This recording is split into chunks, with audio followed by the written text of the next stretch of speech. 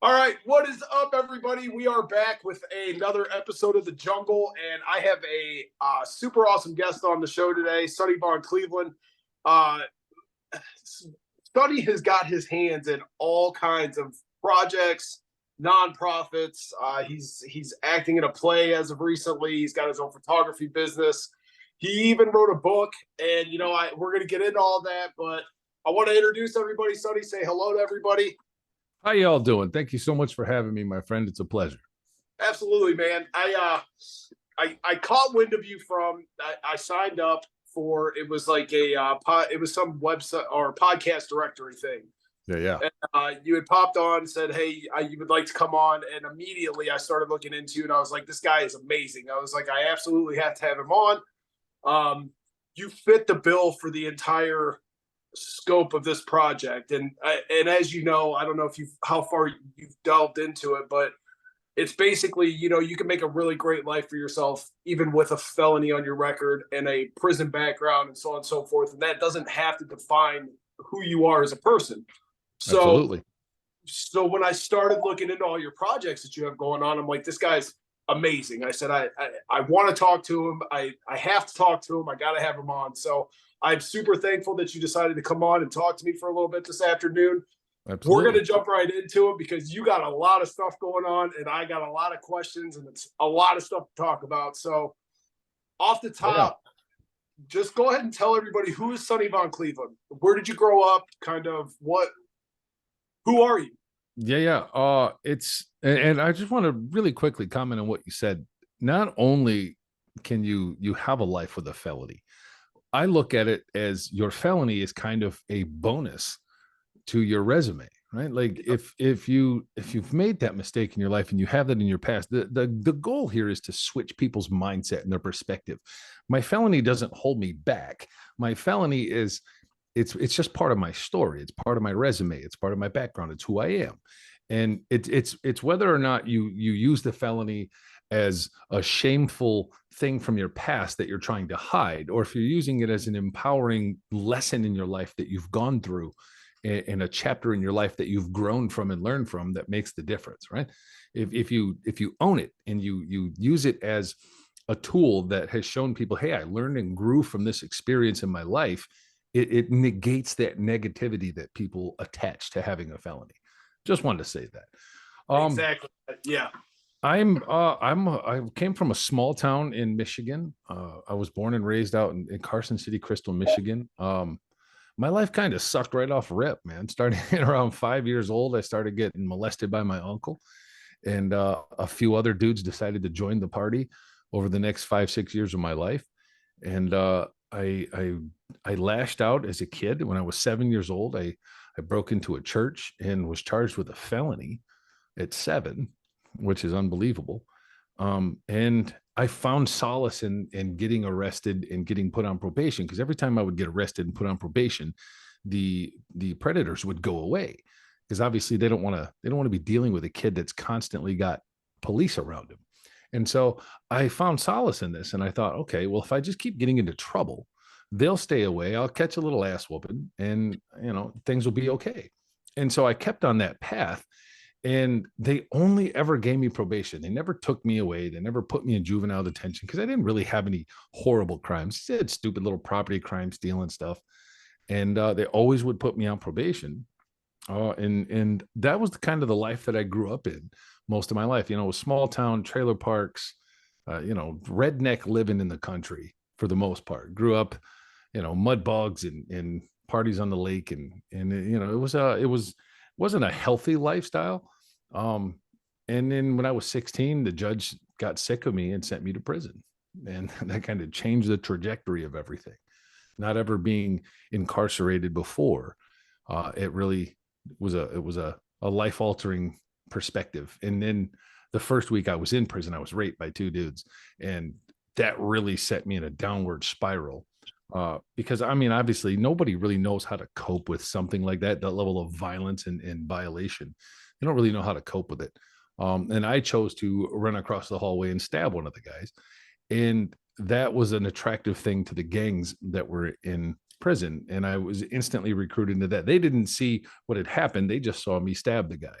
And so I was a prime target for the gangs, and I found a home in that as well. So I spent the majority of my time gang banging on that first 5-year bit. I was given 2 to 5, and I maxed it all out.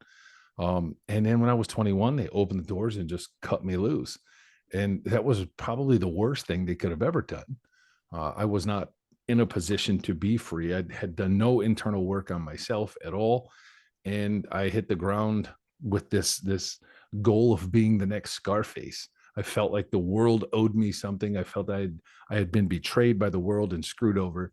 And so I took it out on literally everybody that I had any interaction with. And I was sent back to prison in 2004 when I was 23. I was out for about 20 months. I was given another 12 years. And it was much the same. Went back in gang banging, and I had a bit of a different perspective shift. I had gotten a couple of girls pregnant when I was out, and one of them was still with me now, and she was kind of doing the bit with me.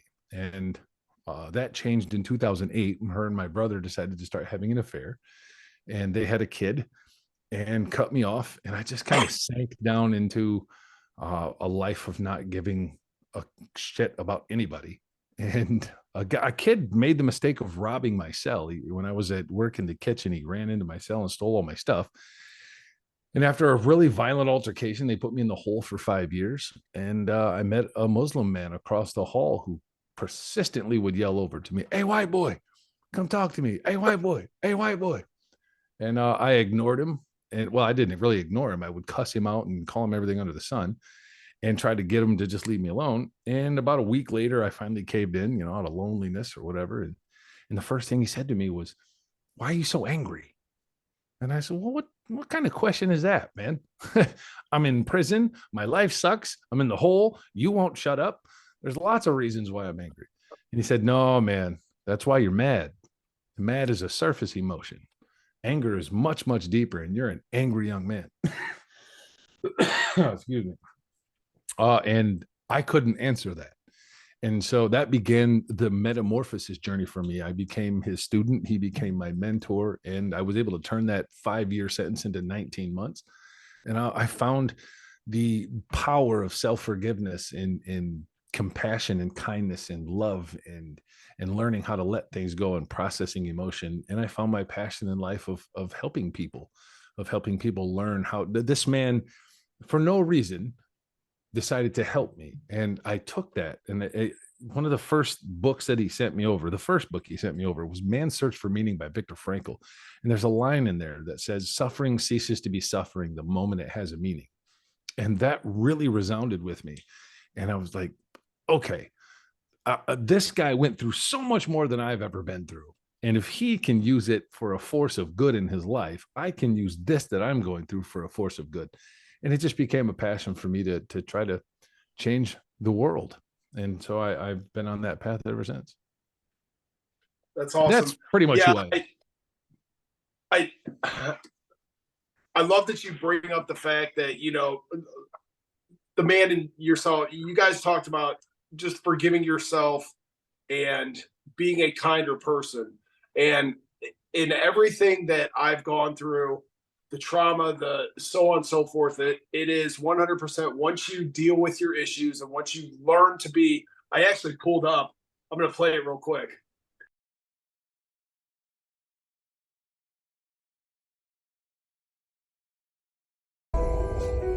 I have studied more courses and classes than I can even remember, all designed to teach us how to live a more happy, productive, and successful life. Through all the countless hours of reading, studying, interpreting, and defining, I've come to this one conclusion.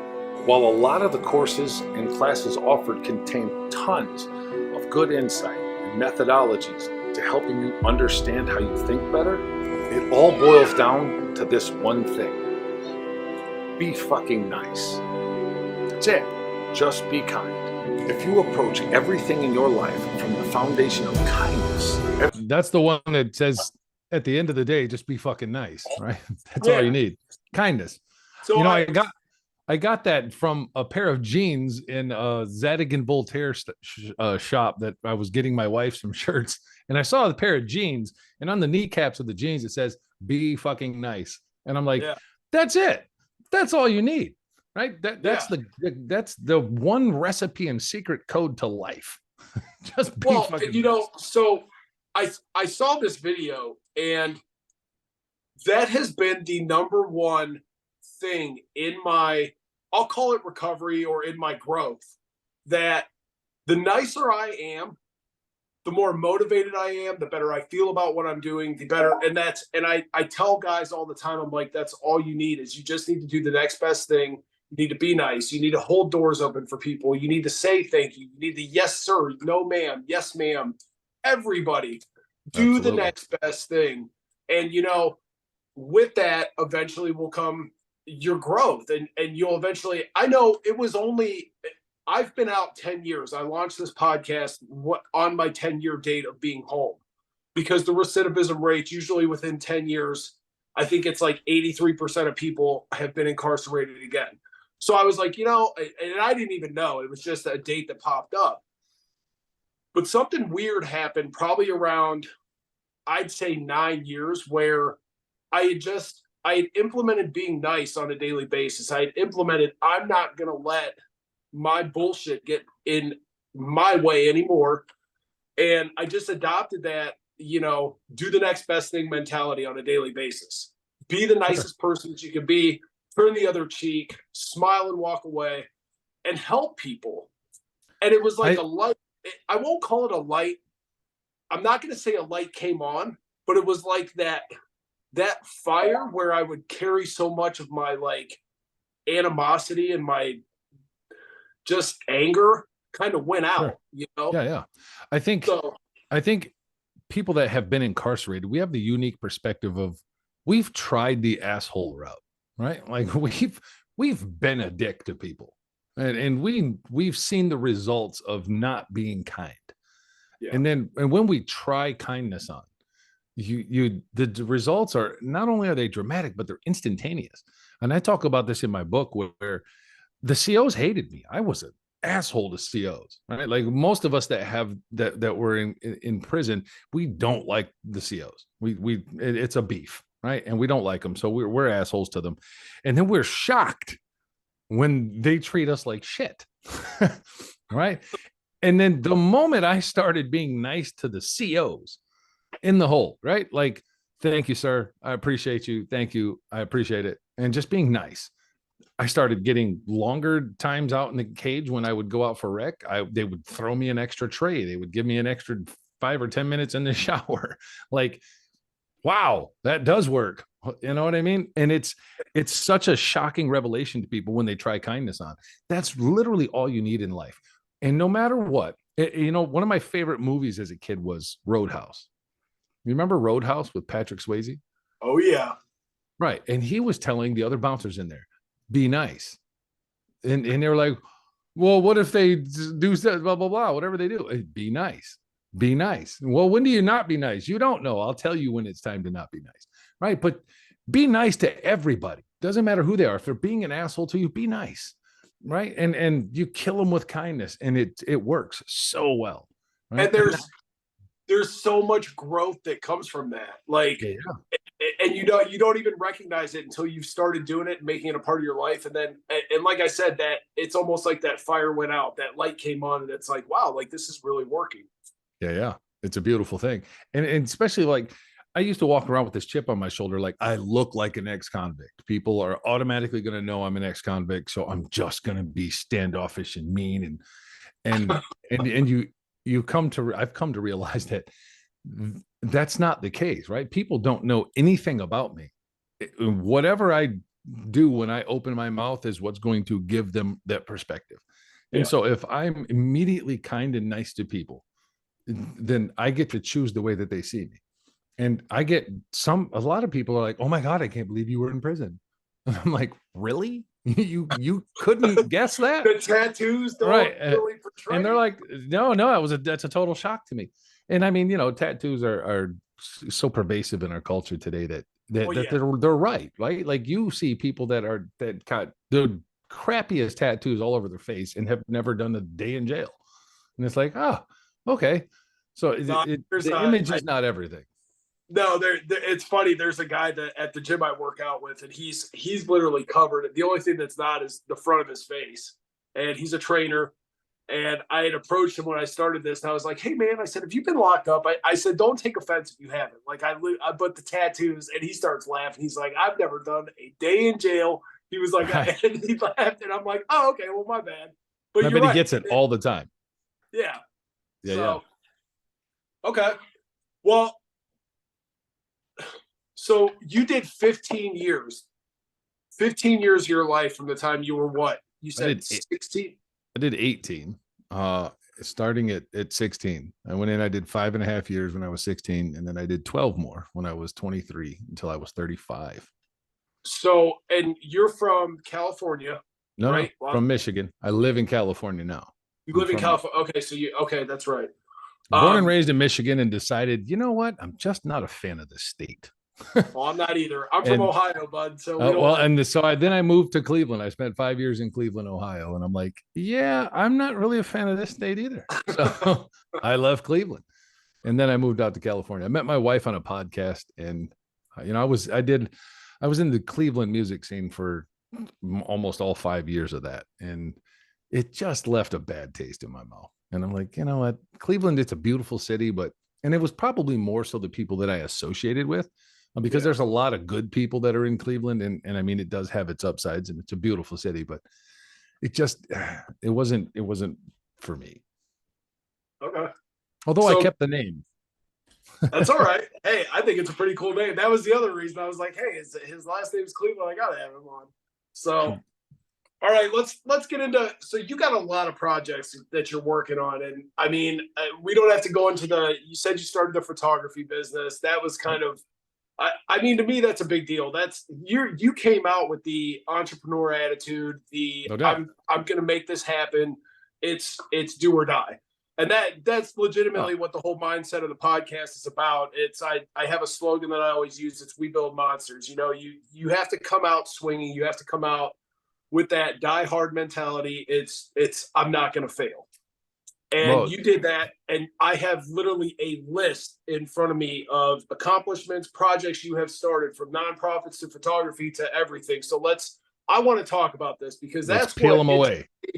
and that's what I want everybody to understand. You get out, you do your own thing, and you make a life for yourself. So tell me about what was the first project that you got into when you got out? Well, work. I went straight to work. I joined the union. Um, I was in a local 310 laborers union in Cleveland, doing demolition, and I really enjoyed that because it was a lot of physical work, and allowed me to get aggression out. But I came out knowing there's so much opportunity out here, and life is what you make it. There's so much money to be made, and success. I read once that success is like a butterfly. The more you try to grab a butterfly, the more elusive it's going to be. But if you just sit back and enjoy the beauty of it, it'll land on you. And I was like, okay, so I have the list of, and I'm ADHD, so I'm everywhere. If I don't have 1,000 things going on, I don't know what to do with myself. And so I jumped into music because music is a passion for me. It's always been a huge part of my life. When I was a kid, I would hide in the closet, away from all the drinking and the drugs and the abuse and everything that was going on. And I would listen to everything from White Snake to Jimmy Buffett to Garth Brooks to whatever. And it developed this really big sense of music. So I tried music out a little bit in the last few years of my prison bit. And I wrote poetry a lot, and I have a knack for being able to write really good songs. I'm not a trained musician, so I don't know how to make the sounds come out. Right, I have them in here, but I don't know how to make them come out. And so I was in Guitar Center, uh, messing around on a bass, and I met a drummer in there who said, "Oh, we're looking for a bass guitarist." So I jumped in this band with him, and immediately I'm like, okay, so I want to do this, this, this, this, this. Let's make this happen. And it was just too much for them. I mean, I got us booked on a show in the first 30 days that we knew each other, which they saw. I was like, man, this is too quick. We wanted this as a hobby. And I'm like, I don't do things for hobby sake. I do things for success sake because I shoot for the moon. And the best part about that was that the club that we had played at that first show, I became really good friends with the owner. And I then jumped into managing that club. And so while I'm working the demolition job, I'm also doing the band, and now I'm managing this club. I just have to stop you real quick. What was the club? It was called Music Links in Mentor, Ohio. Music Links. Okay. Yeah. And I was just curious because my wife and I, we go to concerts constantly, and we have for years. So and I have since I was in high school. So I've heard of it, but go ahead. what area are you in Cleveland or in Ohio? So I'm North Canton, Ohio. We're about 40 minutes from Cleveland. North Canton. So you're by Yeah. Akron area. Yeah. Yeah, yeah. So I mean, I've played all over through there because Akron was where I actually lived on Brown and Waterloo when I first got out in Akron, and so that's a real fun neighborhood. Yeah, that was a little sketchy. But then I moved up to Cleveland, and so we've played the Vortex, and I think the Vortex is actually no, the Vortex is still up there. The Empire. What was the name of your band? Grim Trigger. Grim Trigger. Okay. Yeah, yeah. And it was have you heard of Metal Mafia, man? Yeah. Yeah. So those are all my boys, and we did. So we have a music video out called "Walking Through Fire" with Metal Mafia, and those are all my guys. And so running this club, Music Links in Mentor, it just met so many musicians in the game, and that's how I actually got into photography. Was performing shows. I started becoming friends with all the band photographers that would come in, and I just start picking their brains like, oh man, that is really sick, these images, how do you do that? And it's just about, if you see something and you have a desire to do it, just do it. What do you have to lose? If you don't try something, you'll never know if you were good at it. But if you try everything that you have an inclination for, you might find something that really strikes a chord with you.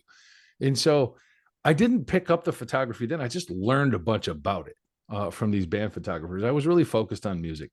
And the fact that I have learned all the things that I learned didn't make me infallible to making mistakes, right? And I want people to know that just because you learn and you educate yourself and you become a master of your own mind doesn't mean that you're infallible. You're not exempt from making mistakes. I made a ton of mistakes. I cheated on my ex. I dabbled with some drugs, sex, drugs, rock and roll, that whole spiel. And that's where you learn your lessons from. Don't be afraid to fail. Don't be afraid to make a mistake. Don't be afraid to fall down. Learn from your mistakes. When you make a mistake, don't hold yourself to task. Be kind and compassionate to yourself, and know that you're human, and nobody has a guidebook on how to navigate through life. And take those mistakes that you make and learn lessons from them and apply them going forward. And so I after the whole music thing kind of fell south, I jumped into a band playing bass with a band called the Wolf Hunters. And then COVID hit, so we couldn't do that anymore. And when COVID hit, I'm like, okay, everybody's stuck in the house. There's got to be a way to make money from this. I'm not going to suck off the tit of the government.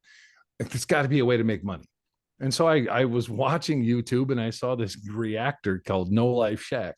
And I'm watching him, and I'm just entertained by what he's doing. And he's commentating on music videos. He's reacting to music videos. And I'm like, if he can do that, I can do that. So I jumped down, got on my camera, and my first one was Mushroom Head video. and we're actually going to see them next weekend. And well, make sure you tell Skinny I said hi, and make sure you flip off Stitch for me. Yeah.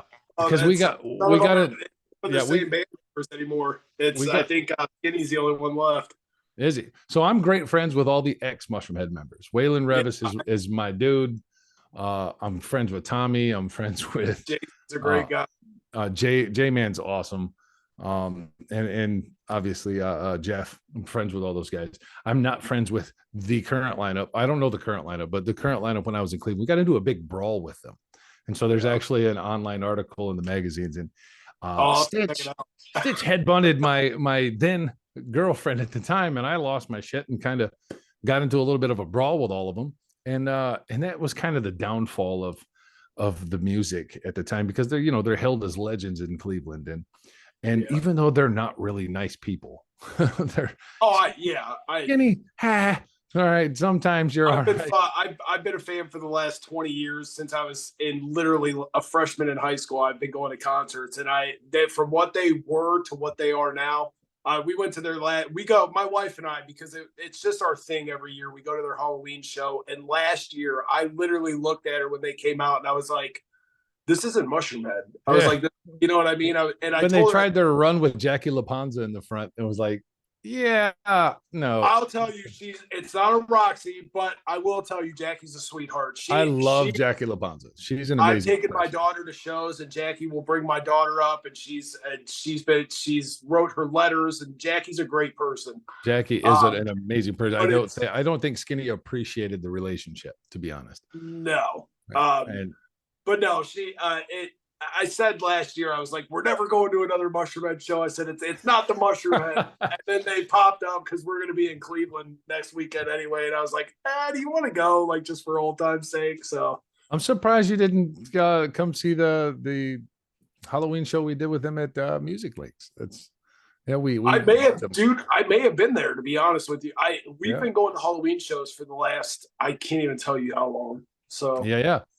And so after all that, I jumped into the reaction game and I did really well. I did really successful on YouTube, blew up to 50,000 subs or so in a very short period of time, and started making really good money. And then I went to a Reiki session because as soon as I started to have this online presence, my passion always comes out to help and to inspire people and to motivate people. And so as soon as I have this audience, now I started podcasting and I started doing these shows and I started doing interviews, and I met some great musicians. The drummer from Nightwish has become a great friend of mine, and a lot of Leanna Scissorhands and a lot of these musicians. And I really had this knack for interviewing and podcasting. And then I did this daily show, and one of my co-hosts wanted me to do a Reiki session because I don't believe in the whole mumbo jumbo stuff, right? I'm an experiential guy. If I can't see it, I'm not going to validate it. And so he said, well, you got to try this Reiki session. So I went out and tried the Reiki session, and it kind of blew my mind, right? Like how much this woman knew about my life and have never known me or know anything about me. And I went home and I left my old lady because I was not happy. I literally went home that same day, sat her down, said, I'm not happy anymore and I'm done with this relationship. And she went ballistic, like level 5 nuclear, right? And it changed my life. Yeah. So she hacked into the YouTube and got my YouTube hacked, and it was just turned out to be a very bad thing. And shortly after, I was a guest on a podcast where I met my wife, and determined that sticking around Ohio just wasn't going to work for me. And that's the thing about, if you're in a situation and Viktor Frankl, again, famously said, when you can no longer change the situation, we're challenged to change ourselves. And when people are there's this comfortable pain that people are comfortable with. Like if you work a shitty job that you hate, you'll stay in that because it's a comfortable pain, right? It's some, you're like, I know it's going to suck, but I can deal with it because I get to come home and have that ice cold beer and see my kids. And we use that reward at the end of the day to endure the pain during the day that we don't want. And we don't have to live that life. You can make the choice to not live that and still have your reward at the end of the day, right? And you can have it more so. And not only, and sometimes it doesn't work out the way you wanted it to. Like I wanted to have a clean breakup and co-parent and raise our kid together. And that just doesn't work, right? Because you can't do that with a narcissist. It just doesn't work. And so I determined that if I want to pursue my goals and continue to be successful in my life, I have to leave this area. And your new life will cost you your old life. Sometimes you just have to change things in order to line up with your purpose. And so I packed up my stuff and headed out to California. And failure's not an option, right? I don't look backwards. One of my favorite people in the world is Denzel Washington. And he famously has said, I don't have a fallback plan because I don't plan to fall back. I'm going to fall forward. At least then I can see what's going to hit me. And he's right. Like if you have a backup plan or a plan B, and I know there's a lot of people that are going to disagree with me and some very successful people. My buddy, Sean Kanan, in his book, which is right here, The Way of the Cobra and Welcome to the Kumite, have a plan B, have a plan C, right? Always have plans. But for me, if you have a backup plan, that means you are allowing the option to fail, right? Yeah. That you're giving failure a space to live. I don't have a fallback plan. I packed up all my stuff. I calculated how much it was going to take me to get there, and I did not have enough to come back. Right. So I'm going that way. And then you pursue your dreams.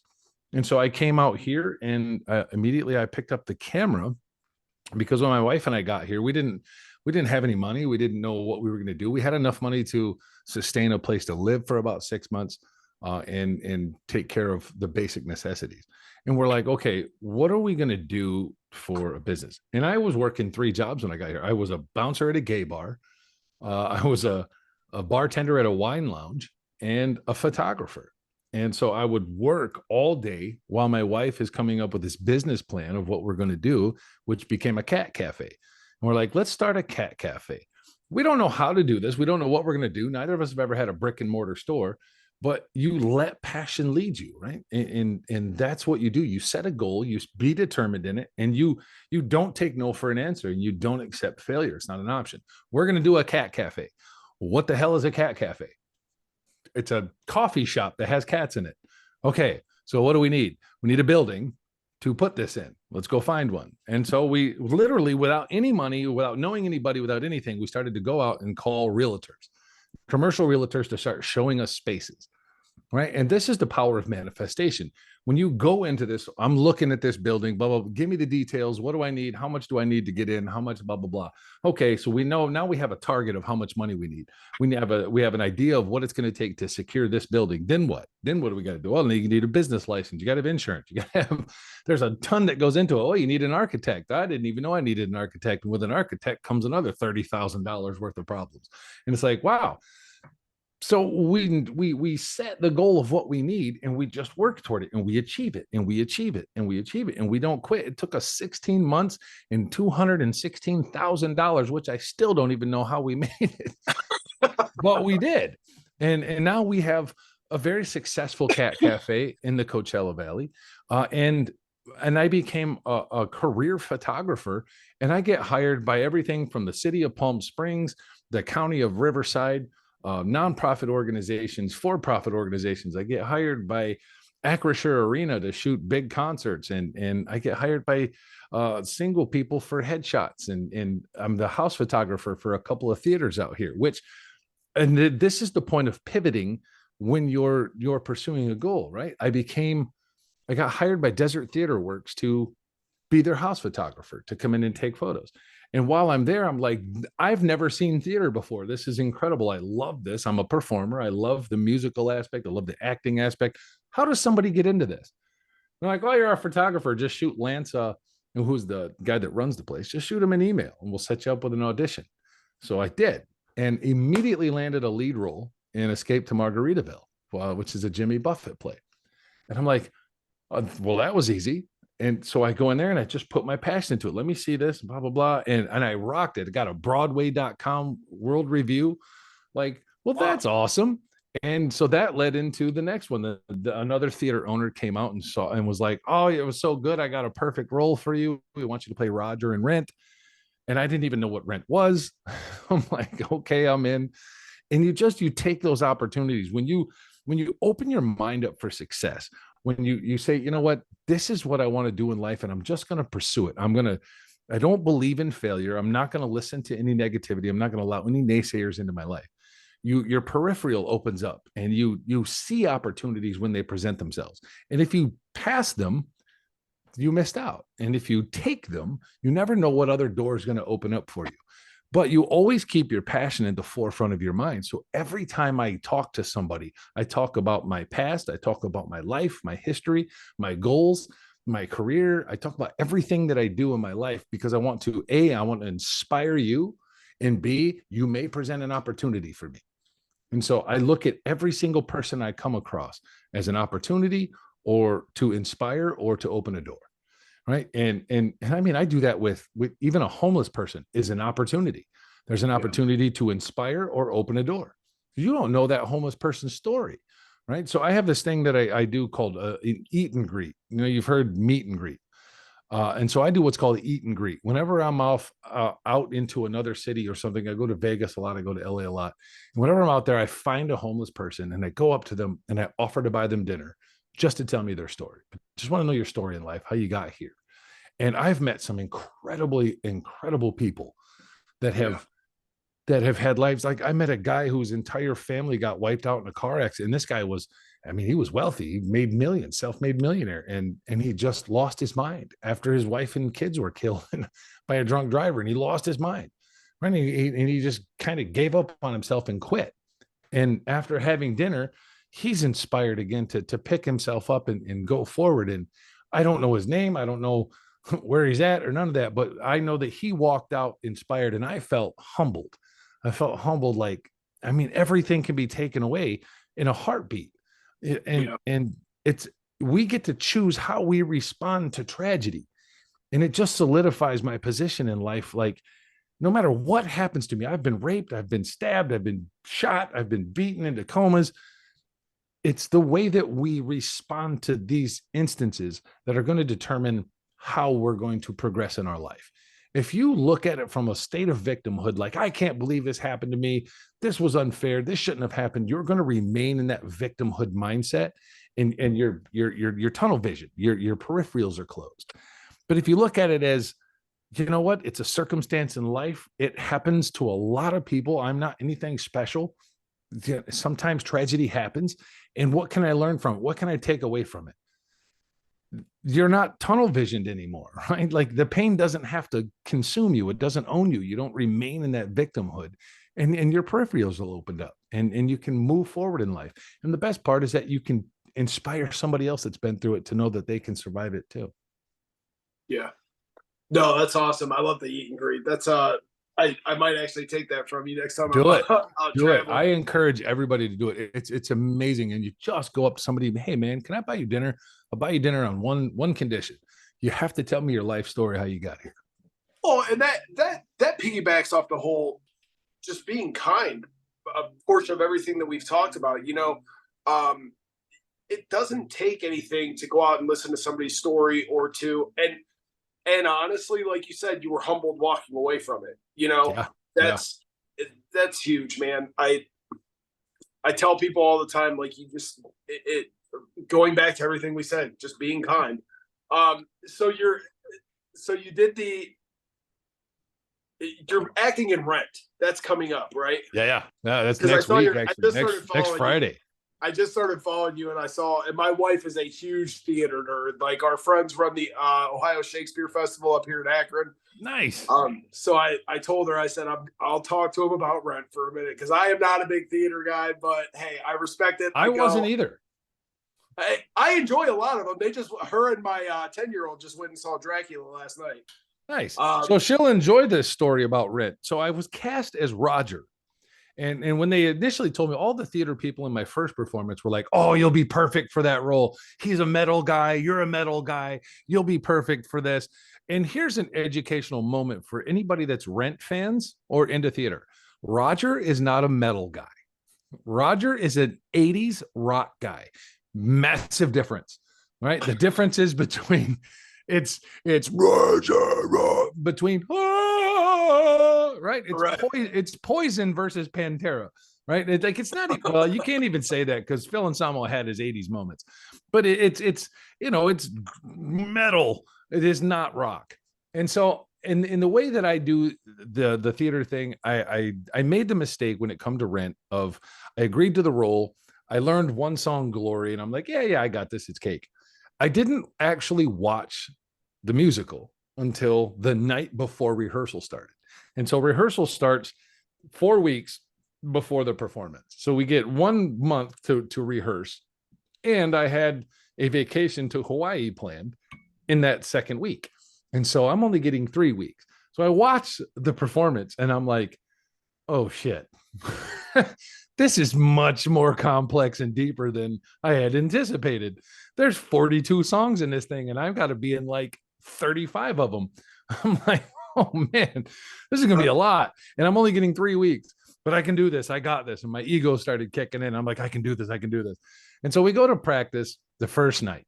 And after that first night of rehearsal, I go in and I'm in there with this amazing cast of people. And I realized that all of these people have been watching Rent for 20 years. They love this performance. It's such a powerful and profound musical. There's like a cult following behind There Rent. is. And Jonathan Larson was a genius who wrote this play. And I'm seeing the passion of these people. And I started to get intimidated. I'm like, I'm going to fuck this up. I'm not going to be able to do this. I'm not going to be able to get all these songs down in 3 weeks. Shit. And so after the first night, the director pulls me off. He's like, are you comfortable with this? Are you sure that, because I know you're going away for a week and that's a lot. And I'm like, I got this. Let's just do this first week and we'll see where we're at Sunday before I leave. And then we'll make a determination. And he's like, we really got to know this, because if you're not going to do it, we got to find another Roger and get him. And I'm like, shit. So give me the night to think about it. So I go to sleep. The next day, I just worked myself into a frenzy on this. I'm going to fuck this show up. This is crap. So I called the theater owner. I say, listen, I don't want to do this, but I got to drop. I'm going to drop it. I'm not going to take the role. And she's like, don't worry about it. We got 1,000 people that are dying to play Roger. We got this. And so she's like, will you still do the ensemble? I was like, yeah, of course. I'll be in the ensemble. I can handle that. So we come in, they bring in this other guy to play Roger. And I love Ben Reese to death, but he doesn't really look like the Roger role. And fantastic, phenomenal vocalist, fantastic actor. So I go to Hawaii and now I'm learning all these ensemble parts. And now that I'm back and we've been steadily practicing now for 2 weeks rehearsing, I know the whole play. I'm like, man, I could have easily handled this role. I could have totally got this. And I'm kicking myself like, damn it, I'm not going to do this. And I was talking to one of my co-stars and she was like, you'll make that mistake one time in your career. I made it once. Most actors will make it once. This is your one. And now I'm learning this is the first time Rent's been performed in Coachella Valley in 8 years, the first time at this theater in 12 years. So it probably won't come up again. And I'm like, God damn it, I missed a perfect opportunity. So I'm still kind of kicking myself over that one. But that being said, it's a phenomenal cast. Everybody's really killing it. And it's going to be such an incredible show. So, okay, so you're not performing in it then? I am. I'm in the ensemble. Okay. I'm playing Mr. Jefferson. I'm playing Paul in support group. I'm playing the drug dealer, the man. And so I have 4 or 5 different roles in the ensemble. But I'm not Roger. Okay. And that was it. That's a bitter pill to swallow, but that's all right, man. It is all right. You'll get your other shot. No doubt.